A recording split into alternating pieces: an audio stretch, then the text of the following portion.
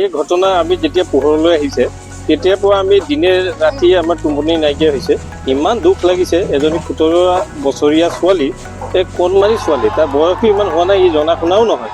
তেনেকৈ ছোৱালীক ঘৰৰ পৰা ফুচলাই মেলি লৈ গৈ 4 দিনলৈকে তেওঁ কি কৰিলে, ৰেপে কৰিলে নে কি কৰিলে, মাৰি পেলোৱা ধান্দা কৰিছিল নেকি।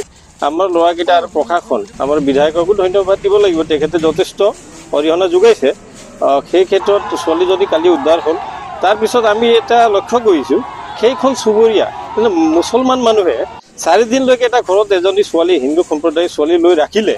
সেই বিষয়ে সমাজে কিয় আগভাগ নল'লে, এইজন ল'ৰাই আনিছে নেকি বাৰ। আৰু আমি এটা কথা দেখিলোঁ, আমি সদায় লক্ষ্য কৰি আহিছোঁ, যিবিলাক অপৰাধীৰ কোনো জাতি নাই, ধৰ্ম নাই বুলি কওঁ, কিন্তু মুছলমান সম্প্ৰদায়ৰ মাজতে 90% মানুহে যে হিন্দু বা অপৰাধত কিয় জড়িত হয়, সেই বিষয়ে আমি গোটেই অসমৰ ৰাইজক, হিন্দু সমাজক অকণমান জাগৃত হ'বলৈ হ'ল।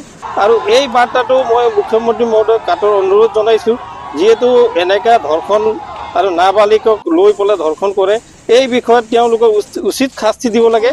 আৰু তেওঁ পাৰিলে তেখেতৰ ঘৰটো উচ্ছেদ কৰিব লাগে এই অঞ্চলৰ পৰা, যাতে এই অপৰাধীক দেখি পেলাই বেলেগে সাহস কৰিব নোৱাৰে।